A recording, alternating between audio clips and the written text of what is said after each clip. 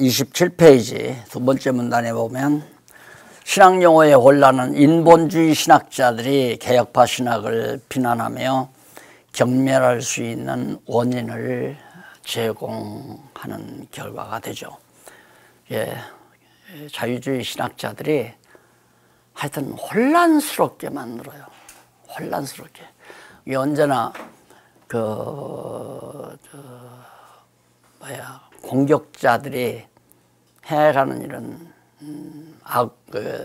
적군을 막 혼란에 빠지게 만들잖아요. 여기서 번쩍 저기서 번쩍하게 막 혼란스럽게 만들면 정신을 차리지 못하고 이제 방향 감각을 잃고 결국엔 패배하게 되지거든요. 우리 보수주의 신학자들이 거기에 놀아난 거예요. 그냥 그 혼란스럽게 막 뭐 정치 신학이니 흑인 신학이니 뭐 해방 신학이니 이런 등등 하니까 이거 뭐야 하고. 왜?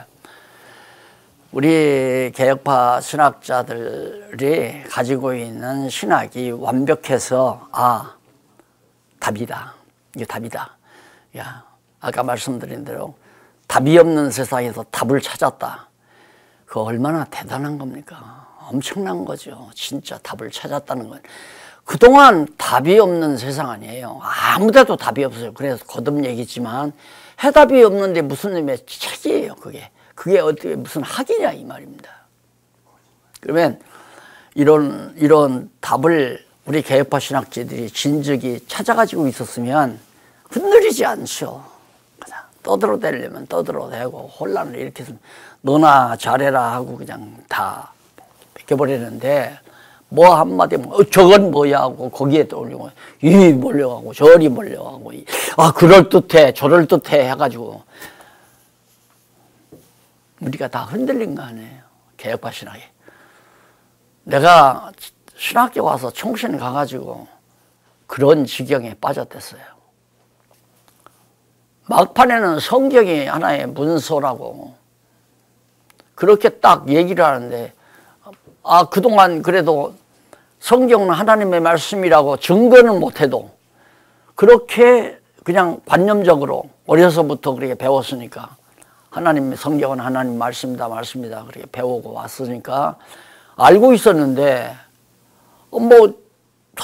총작이라는 양반이 떡 나와서 강의하기를 구약신학 때 강의하기를 이건 옛날 신화에서 다 끌어온 거고 다 옛 전설에서부터 다 발췌해 온 거고 구전으로 전해오는 것들이고 이런 거 하나님 말씀이 아니라는 얘기예요. 그러니 수십 년 동안 지켜왔던 말이 하루아침에 물어나는데 거기서 그냥 주저앉아 버리면 그래서 죽기 살기보다도 정말 성경의 하나님 말씀이라는 거 확증을 하려면 아까도 말했지만 우선 논리적 일관성, 구조적 통일성이 있어야 되고 주제의 단일성, 그 다음에 의미의 단순성 이런 것들이 확보돼야 봐라 성경은 하나님 말씀 아니냐? 이렇게 될 수 있잖아요. 근데 그게 발견됐단 말입니다. 그게 성경신앙 아니에요. 발견된 것이 내가 연구한 것이 아니라 발견된 것, 성경에서 발견한 것이.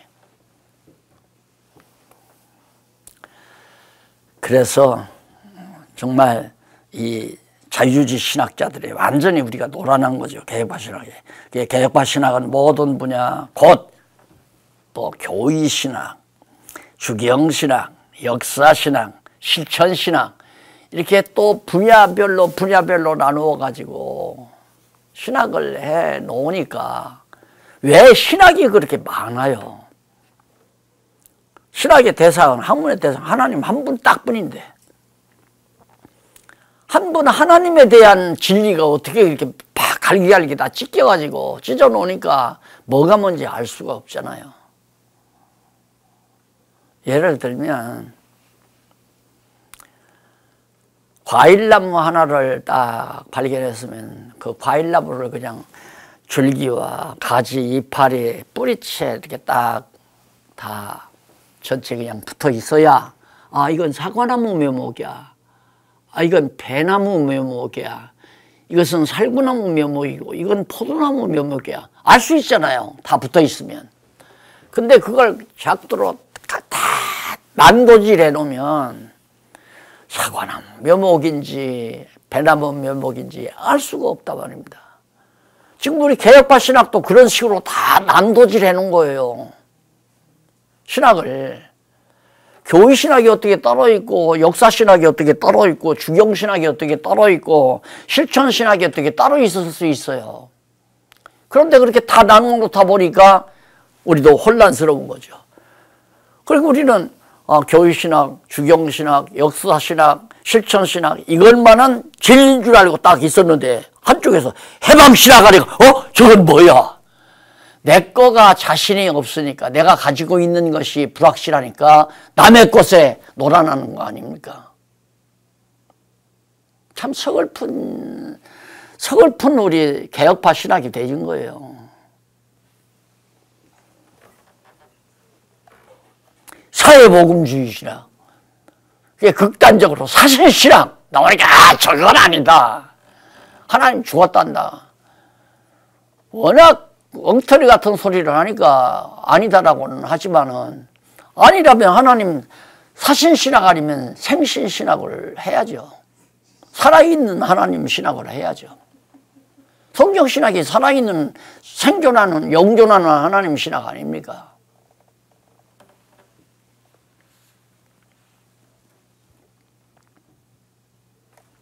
그래서 인본주의 신학자들이 맹렬한 비난과 비판을 자초했습니다. 우리 개혁파 신학이. 이러한 신학 용어의 난맥상은 하나님의 특별 계시 기록인 성경 자체의 권위에 철저히 바탕을 두지 못한 결과 성경 권위에 바탕이 안 두니까 이건지 저것인지 이것도 완전치 못하고 저것도 완전치 못하고 우리가 도로 마트에 가보면 아주 정말 좀 야무진 깔끔한 주부가 무를 고릅니다. 무. 이놈 들었다 놓고 저놈 들었다 놓고 이거 보니까 뭐 한쪽이 조금 삐뚤어졌고 저거 보니까 밑둥어리가 삐뚤어졌고 이거 저거 고른다 이 말입니다.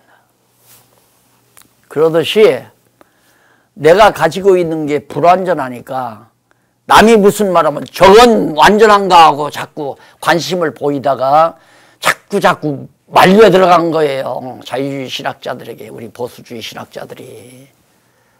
우리 개혁파 신학이 완전했다면 왜 말려 들어가겠어요? 우기지 말라. 이거 완전하다. 정말 이 놀라운 진리 싸움에 진리 투쟁에 지금 이 엄청난 무기를 하나님께서 우리에게 허락하셨다는 것은 이런 세력들 무기 가지고 싸움 못할 거 없잖아요.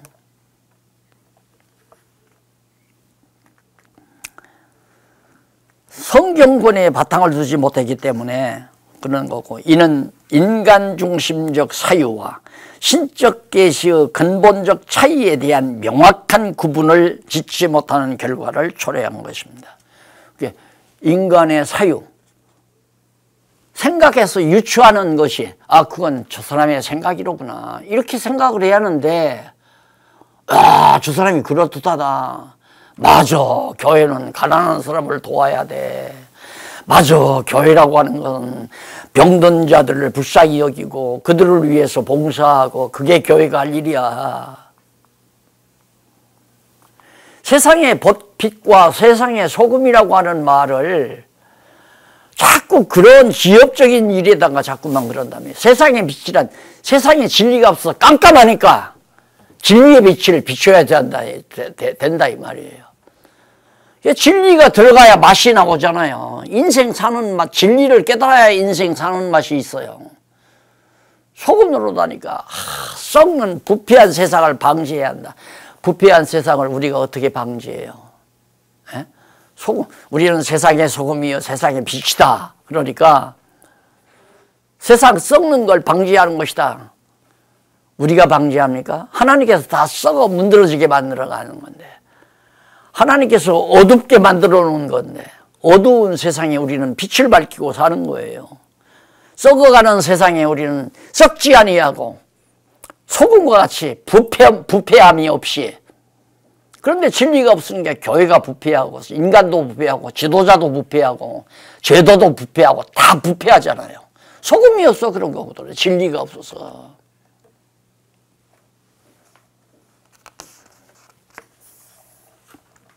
그래서 성경에 근거한 신학은 28페이지 나옵니다.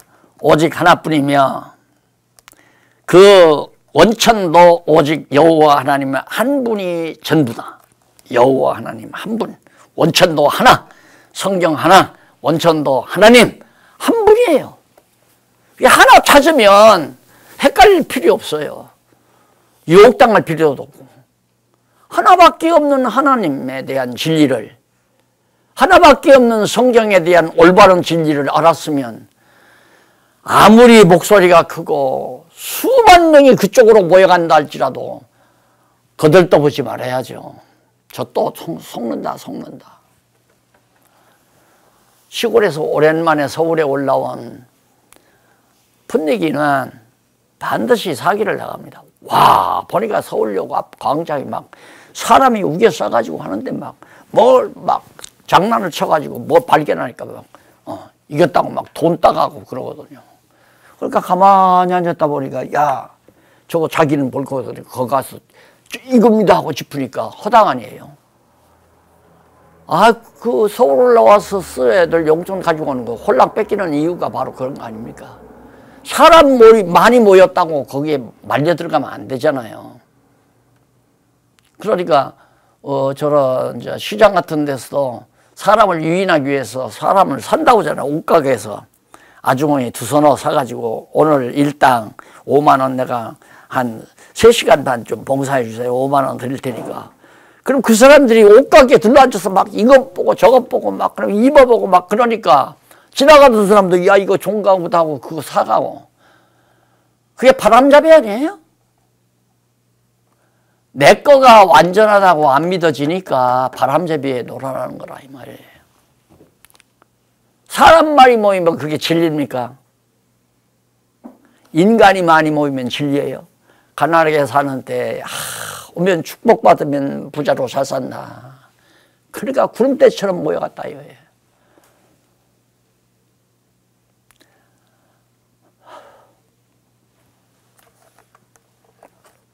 두 번째로 개혁파 신학의 입장입니다. 그러면 이렇게 신학의 언어가 혼란스럽고 정말 어지러운 이런 상태에서 개혁파 신학은 어떤 입장을 취하고 있는가에 대한 내용입니다.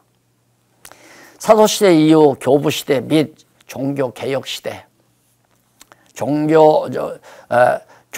교부시대 및 중세교회 시대를 지나서 종교개혁시대, 17세기, 18세기죠. 개혁파 신학에 이르기까지 신학에 대한 정의는 조금씩 다른 듯해요. 그 시대별로 이렇게 보면 신학의 정의를 따로 개혁파 신학이 내리는 것 같아요. 그런데 자세히 살피면 그렇지만은 아니에요. 그렇지만 인간의 신학의 수행 주체가 된다는 점에서는 대동소이하다. 인간의 신학, 인간이 노력해서 신학을 할 수 있다. 일반 학문 하듯이, 철학을 하듯이, 자연과학 하듯이 인간의 연구열, 인간의 탐구심, 인간의 사유력, 사고에서 유추하는 능력, 이런 것 가지고 충분히 신학을 할 수 있다고 생각하는 그거의 엄청난 잘못이라 말입니다. 일찍이 고전신학의 완성자라고 불리는 어거스틴, 354년에서 430년이죠. 전통을 따르는 종교개혁자 루터와 칼빈 그리고 17세기의 개혁파 신학자들의 입장도 신학에 대한 정의면에서 근본적 차이는 보이지 않습니다. 뭐 조금씩 다른 것 같지만 근본적으로는 차이가 안 보여요. 왜냐? 이는 성경 전체에 나타난 의미의 바탕을 둔 정의라기보다 스콜라 신학의 영향을 받은 합리적 지식 차원에서 정의를 내리는 것이기 때문이다.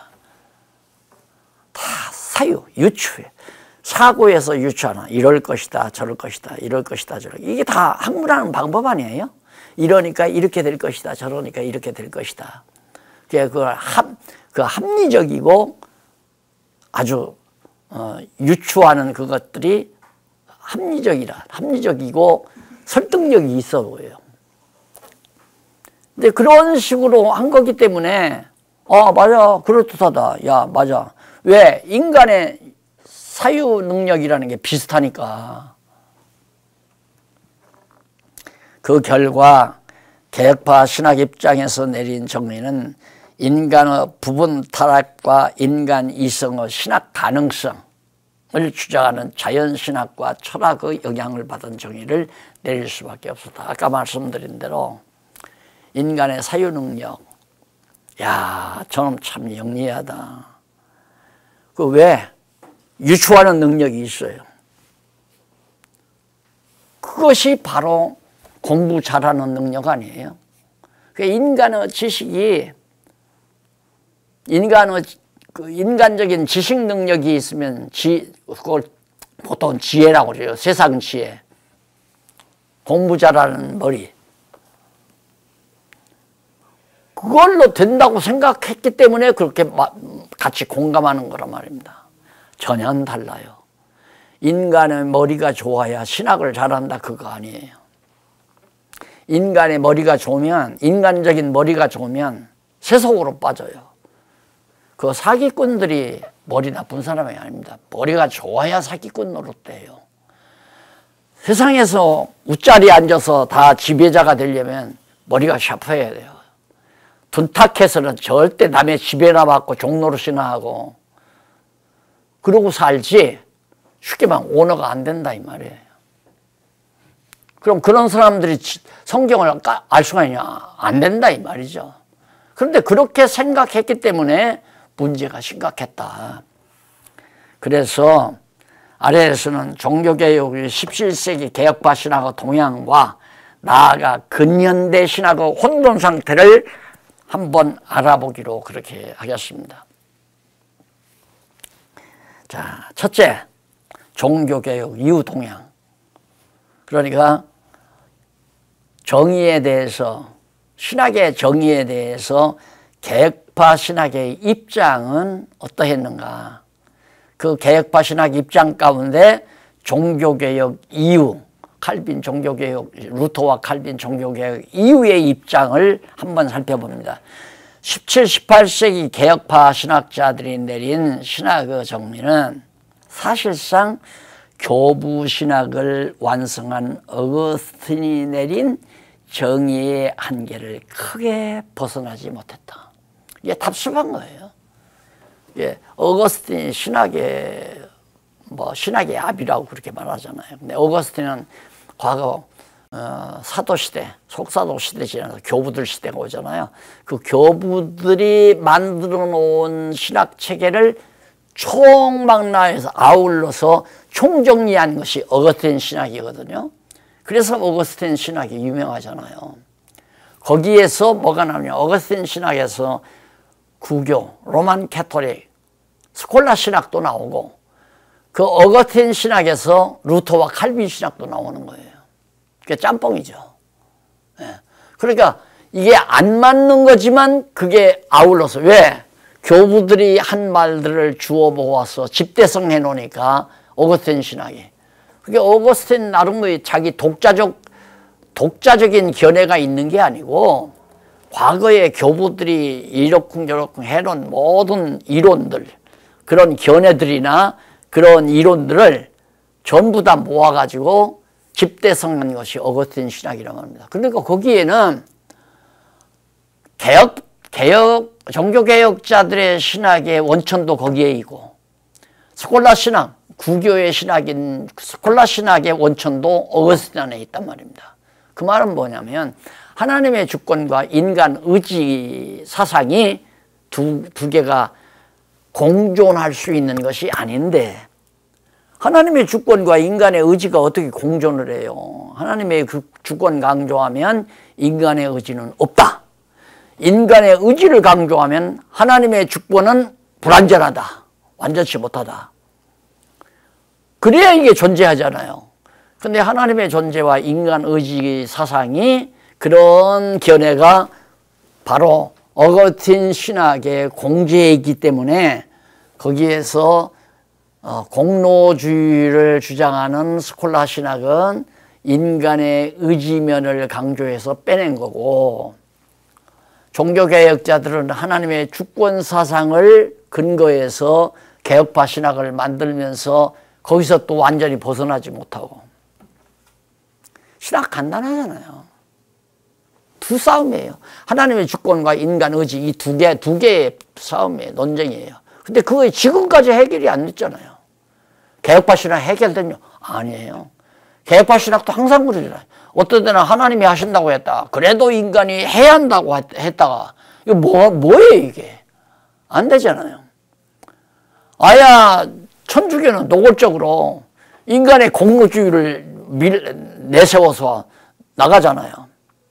연옥에다가 집어넣고, 당신 아버지 지금 영은 연옥에 들어있다. 불덩어리 속에, 불가마 속에 지금 연옥에 들어있으니까 자손들이 그 부모를 위해서 공덕을 쌓으면 연옥에서 나온다. 공덕 사상을 그대로 강조해요. 차라리 솔직해요, 그 사람들은. 근데 우리 개혁파 신학은 이건지 저건지 분별할 수 없도록 지금 그런 혼란 상태에 만들어 놔버렸단 말입니다. 그래서 거기 보면 개혁파 신학자들 입장도 신학에 대한 정의면에서 근본적 차이를 보이지 않는다. 이는 왜냐하면 성경 전체에 나타난 밑에 네 번째 줄이죠. 나타난 세 번째 앞에 의미의 바탕을 둔 정의라기보다 스콜라 신학의 영향을 받은 합리적 지식 차원에서 정의를 내리는 것이다. 인간의 이성적 판단에 의한 합리성, 그건 아니잖아요. 타락된 인간의 합리성이 그것이 옳을 수가 없잖아요. 어두워진 이성이 제대로 합리적인 사고를 할 수가 없잖아요. 하나님 빼놓고 사고하는 모든 사고는 정상적인 게 아니란 말입니다. 하나님 빼놓으면 인간이 주인 되잖아요. 인간이 주인이 아닌데 주인 입장에서 합리적 사고를 한다는 것은 잘못된 사고죠. 그래서 그 결과 개혁파 신학 입장에서 내린 정의는 인간의 부분 타락과 인간 이성의 신학 가능성을 주장하는 자연신학과 철학의 영향을 받은 정의를 내릴 수밖에 없었다. 짬뽕이에요, 완전히. 자연신학 또한 철학 이런 영향 다 받아요. 거기다가 또 성경적인 용어들은 깨 넣어가지고 잡탕 만들어가지고 그럴듯하게. 잡탕도 맛이 있잖아요. 먹기 맛있단 말입니다. 그게 잡탕이라는 음식 이름이 아니잖아요. 그건 모든 음식을 섞어놨다는 하나의 형용사지, 사실 따지고 보면. 국수면 국수, 밥이면 밥, 죽이면 죽. 이렇게 딱 음식 이름이 있는 게 있지를 않고 이것저것 섞어놓으니까 잡탕. 또 비빔밥, 이런 거. 비빔밥도 또 잡탕이나 비슷한 거죠. 이게 비빔밥 만들어 놓은 거예요. 그래서 교부신학을 완성한 어거스틴이 내린 정의의 한계를 크게 벗어나지 못했는데 개혁파 신학자들은 전통신학 즉 교부 전통과 스콜라 신학의 자연신학적 경향까지 수용하면서 16세기 종교개혁의 원천이었던 성경 권위의 바탕을 둔 치밀하고 명쾌한 신학을 발전시키지 못했다. 명제적으로는 성경이 권위 있다. 성경이 최고의 권위다. 명제적으로는 맞는 얘기예요. 그러면 명제적으로 성경이 최고의 권위가 교황의 권위가 아니고 성경이 권위다 하면 성경이 이렇고 이것은 이렇고 이렇기 때문에 최고의 권위다. 이게 있어야 되잖아요. 그냥 앞에 이것은 이렇고 이러므로 이 말이 없는 거예요. 그냥 성경이 권위가 있다는 그런 명제적인 얘기만 하다 보니까 그건 설득력이 없잖아요.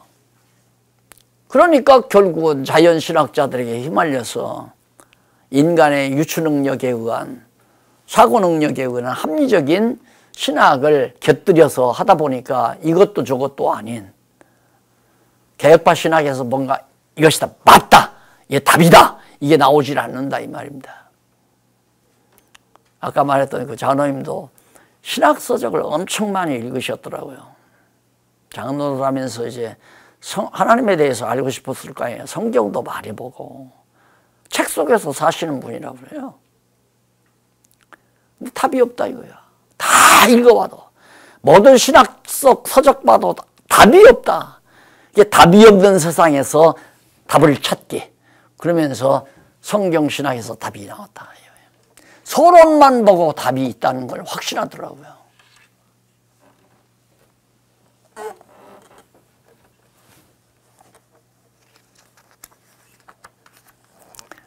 이는 초월적 존재인 영원한 하나님에 대한 총체적인 진리인식을 철학적 사변, 철학적인 사고는 사고의 변명, 변론, 사변에 의해서 관념적 추론으로 대체하려는 오해가 부른 결과다. 결국은 아까도 말했지만 신학을 하려면 철학을 해야 한다 하는 것이 철학을 해야 철학에서 해결하지 못한 것을 신학에서 해결할 수 있기 때문에 해야 된다라고 하면 참 좋은데 그런 식으로 한 것이 아니라 철학적 이론에 신학이 말려 들어간 거예요. 철학을 하다 보면 해답이 없잖아요. 철학은 해답, 가정만 있죠. 이럴 거다. 절대적인 신이 있을 거다.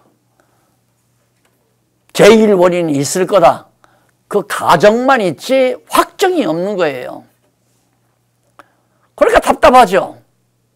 너 봤냐? 못 봤다. 그런데 네가 어떻게 그걸 절대적인 신이 있다고 말하느냐. 이러니까 이게 너무 이거 자연이 그렇게 되는 거 아니냐. 자연이. 과학자들이 그걸 주장하잖아요. 제 스스로 그렇게 된다. 그게 자연과학이 발전하는 거 아닙니까? 그 자연과학은 하나님이 없다는 얘기거든요. 그런데 자연신학이 바로 자유주의 신학 아니에요.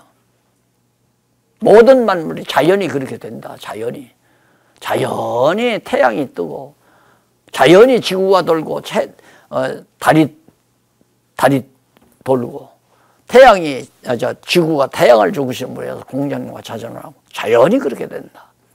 자연이 따뜻하면 땅에서 나무 싹이 돋고 잎이 피고 열매를 맺고 자연이 그런다 이거죠. 그러니까 자연과학과 사변 철학은 서로 충돌하잖아요. 그게 자연과학은 자기 나름의 그냥 결론을 맺은 거예요. 그냥 이 자연이 자연이다. 철학은 그럴 수가 없으니까 그런데 답을 말할 수가 없고 그게 제1원인자 하나님이 없다는 데는 철학은 가정을 하는 거고 자연과학은 아예 없다고 하는 거고 그래서 결국 신학이 철학에 말려들어서 그냥 하나님은 가정해 놓고 하나님 계시다고 하고 학문을 하자 그렇게 빠져들게 된 거란 말입니다. 개혁파 신학 자체가. 종교개혁 이후 동향이 거기 나오는데 17세기, 18세기 개혁파 신학자들이 내린 신학의 정의는 사실상 교부신학을 완성한 어거스틴이 내린 정의의 한계를 크게 벗어나지 못했다.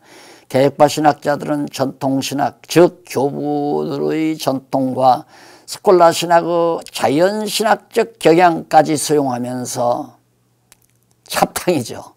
16세기 종교개혁의 원천이었던 성경권위에 바탕을 둔 치밀하고 명쾌한 신학을 발전시키지 못한 것이 천추의 한이었죠. 우리 기독교의 천추의 한. 그 한을 풀었잖아요. 여한이 없습니다. 말이 바로 그런 거예요. 여한이 없습니다. 하나를 다 푸는 거예요. 발견해서. 찾았어요. 성경에서 발견해가지고. 예를 들면 전통신학, 개혁파신학에서 말합니다. 예를 들면 뭐라고 그러냐면 신격에 관한 합리적 논의 또는 하나님에 대한 학문 또는 지식 혹은 하나님과 우주에 대한 관계를 논하는 학. 여기에서 1번과 2번은 1번과 3번은 그 말이에요. 그런데 예를 들면 신격에 관한 합리적 논의 또는 하나님에 대한 학문 또는 지식. 그러다 보니까 신격에 관한 합리적 논의라는 말은 신에 대한 철학적 사유관념에 의해서 만들어낸 신이에요. 만들어낸 신. 그러니까 성경의 근거에서 성경의 논리에 따라 확정된 하나님이 아니라 철학적 사유 능력으로 신이란 있으면 이럴 것이다 라고 합리적으로 유추해서 만들어내는 신. 그걸 이제 그 두 번째도 바로 하나님에 대한 학문 또는 지식. 하나님에 대한 학문이고 지식이다. 어떻게? 철학적으로. 인간의 사유 능력으로. 성경의 근거에서가 아닌. 그런데 그 뒤에 하나님과 우주의 관계를 논하는 학. 하나님과 우주의 관계를 논하는 학. 이건 왜 그러느냐. 하나님을 철학적으로 유추하고 그 다음 우주는 자연과학적 지식을 동원하고 그래서 사유 능력에 의한 철학과 사고 능력에 의한 철학과 경험과 관찰에 의한 자연과학을 합틀려서 신학의 정의를 내린 거예요. 하나님은 눈으로 안 보이잖아요. 만질 수도 없고. 그러니까 철학적 사유 능력으로 하나님은 설명을 하고 그 다음 자연과학은 이 우주 만물은 자연과학에서 나름대로 최소 단위 쿼까지 찾아냈잖아요. 원자와 핵 원자와 전자를 발견했잖아요.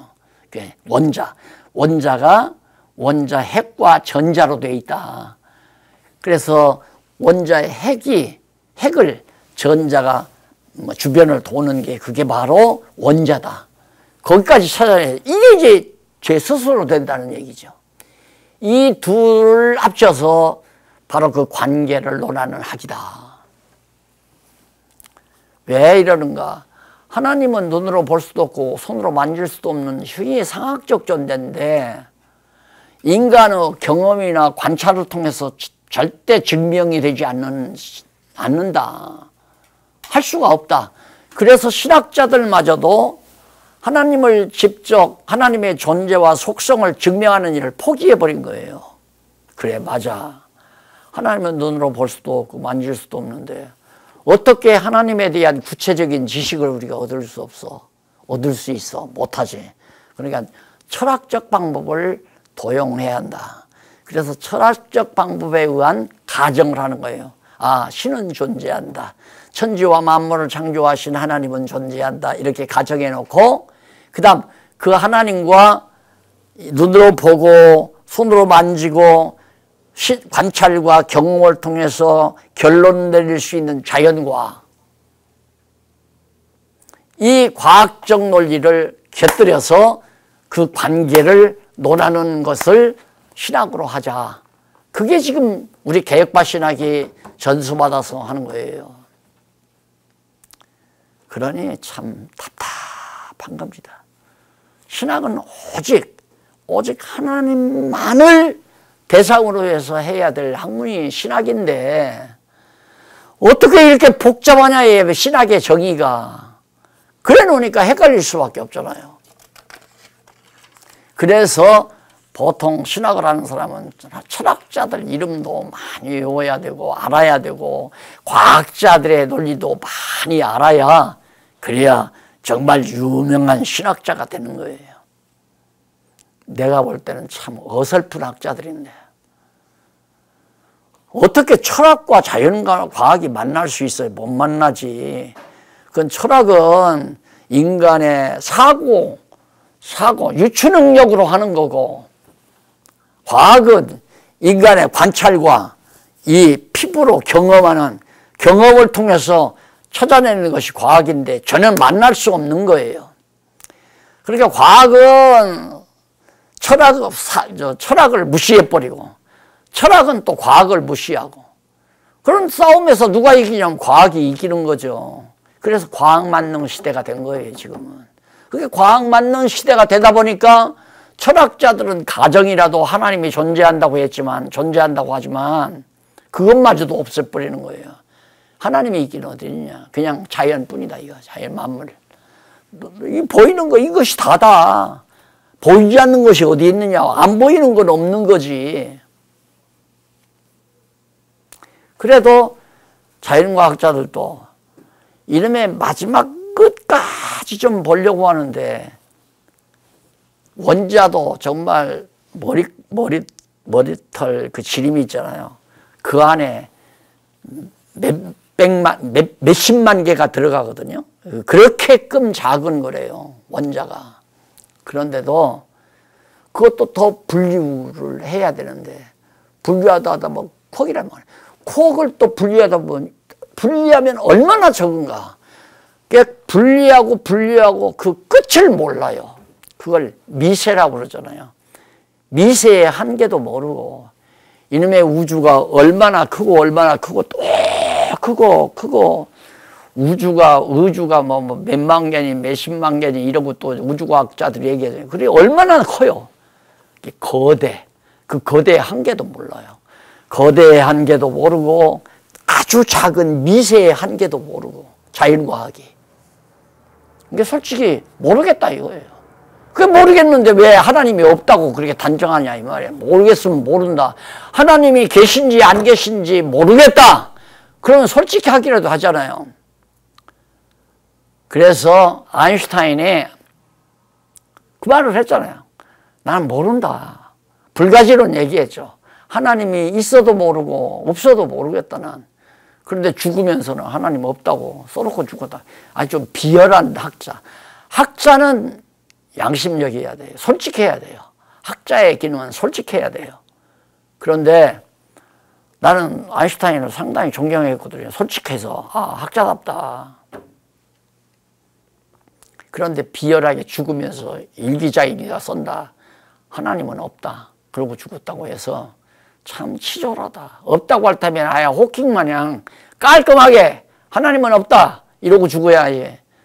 있는지 없는지 모른다고 살아서는 그러다가 나중에는 없다고 그렇게 써놓고 죽는 그런 비열한 학자가 무슨 학자냐. 근데 비열할 수밖에 없어요. 자신이 없으니까 이건가?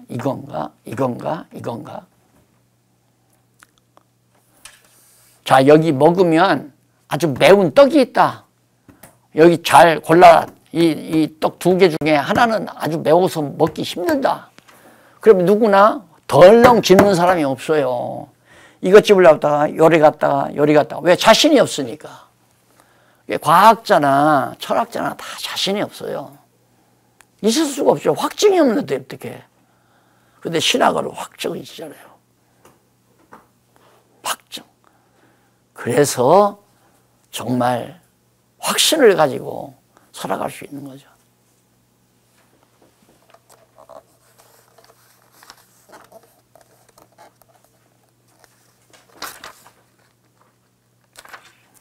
그래서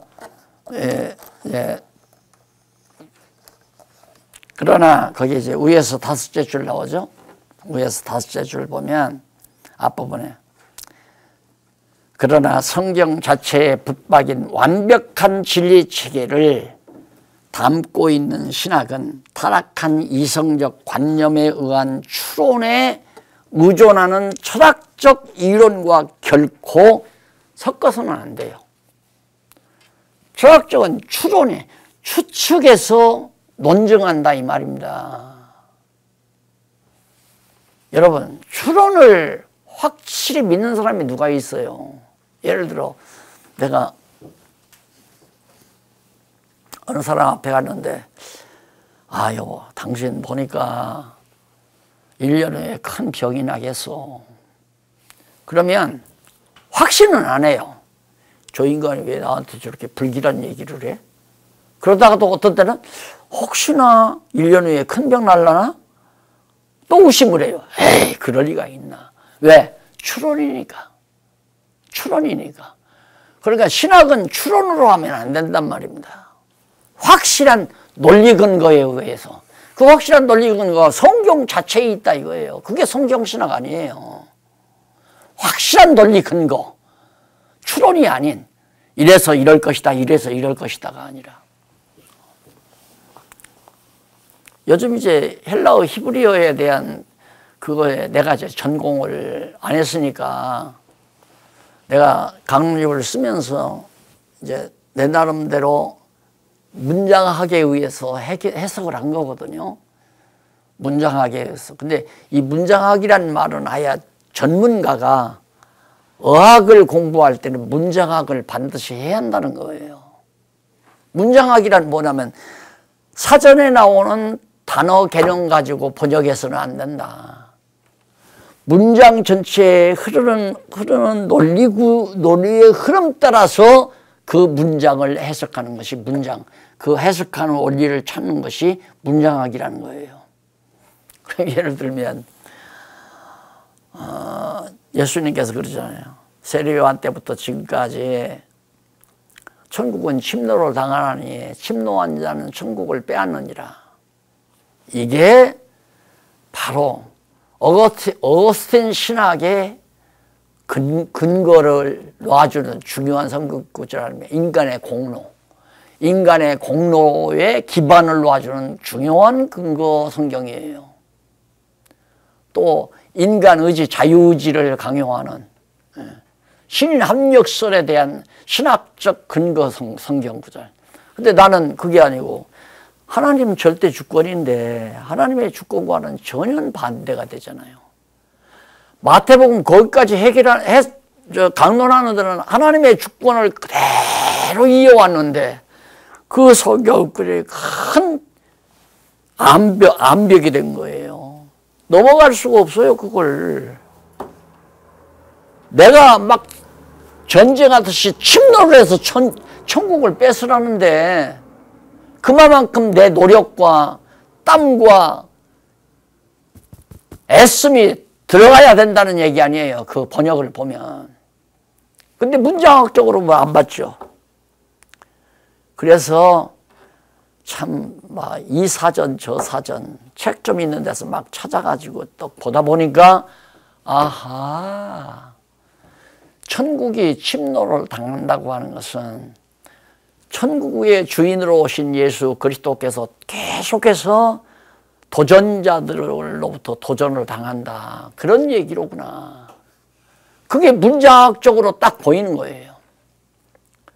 그래서 그게 아니라 침노한 자는 뺏는단 말이 아니라 예수님을 계속해서 도전해 오는 자들이 결국은 천국을 사로잡아 갈 날이 온다.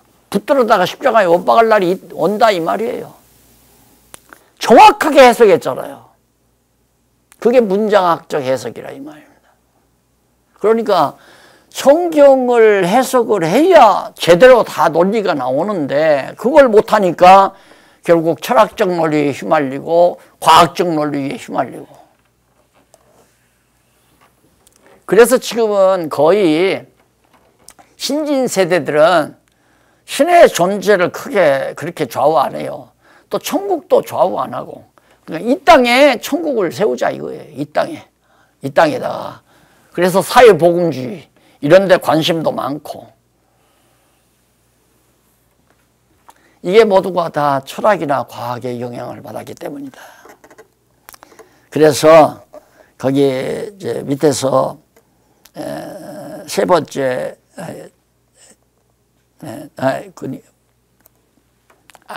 이제 두 번째 줄. 두 번째, 그 단락. 두 번째 줄 앞부분. 이러한 점을 개혁파 신학자들은 명확하게 간파하지 못하고 철학적 사변의 신학을 넘겨주는 심각한 오류를 범하게 된 거예요. 그러니까 서구 신학자들이란 다 철학자로 생각하면 돼요. 서구 신학자들은 다 철학자다. 그러니까 이번에 내한한 우리 오이쿠스 대학 총장님께서도 서양 신학, 서구 신학 하나 답이 없다 이거예요. 차라리 로만 캐톨릭주의자들은 단순하다 이거야. 그냥 공로 이렇게 해서 깔끔해서 그냥 그 의식주의로 그렇게 나가니까 그 사람들은 별로 흔들리는 것도 없지 않느냐. 이런 생각에 많이 잡입이 된다는 얘기예요. 그래서 오이쿠스 유니버시티에 이제 각 대학들이 있는데 경영대학, 음악대학, 신학대학 이런 것들이 있는데 그 신학대학을 주로 해서 이 대학을 세운 건데 주류 신학이 없으니까 오이쿠스 신학대학에 기본 신학이 없으니까 내가 이 사업을, 이 대학을 그냥 해야 되는가. 이런 허탈한 감정도 자주 밀려온다는 거예요. 그래서 자주자주 이 성경신학, 제 생각을 했다고 그래요. 왜? 몇십 년 전에 제 강의를 당신이 목회하는 교회에 가서 한 일주일 성경 강의를 한 적이 있거든요. 아마 내가 했으면 일주일 동안 에베소서 강의를 했거나 아니면 갈라디아서 강의를 했거나 일주일 강의하기가 딱 알맞으니까 그거 하지 않았을까 싶어요. 그 강의를 듣고 야 이거 새롭다 다르다 이 생각을 하다가 미국으로 가서 이제 대학을 세웠기 때문에 그럴 때마다 제 생각을 했는데 급기야는 이렇게 찾아오게 됐습니다. 그래서 성경신학을 우리 오이쿠스 대학 신학대학의 기본 신학으로 딱 자리매김을 정말 그렇게 이념적으로 딱 못 박아 놓고 싶습니다. 좀 목사님이 협력해 주십시오. 그러면. 그런 일이라면 내가 협력을 10번도 해야 되잖아요. 진리를 지키고 온 세계에 이 성경신학을 전파하는 귀한 일에 내가 그래서 학교 소사를 하라게도 사활을 하라게도 내가 하겠다. 그 일을 한다면은 그 학교 사원 일이라도 하라면 내가 한다고 내가 그 얘기를 했어요. 얼마나 귀한 일입니까? 근현대 신학의 혼돈, 근현대 신학의 혼돈. 계획파 신학의 입장에서 종교개혁 이후의 동향을 우리가 살펴봤는데 이제는 근현대 신학의 혼돈을 살펴볼 차례입니다. 이것은 집에서 한번 읽어보시고 다음 시간 이 근현대 신학의 혼돈에서부터 성경신학의 견해까지 한번 살펴보도록 그렇게 하겠습니다. 기도하십시다. 전능하신 하나님 아버지 감사합니다. 우리에게 어떻게 이 엄청난 보화를 질것과 같은 저희 속에 담아주셨는지 행여라도 땅에 묻는 어리석은 청직이 되지 않도록 하나님이여 붙잡아 주시옵소서.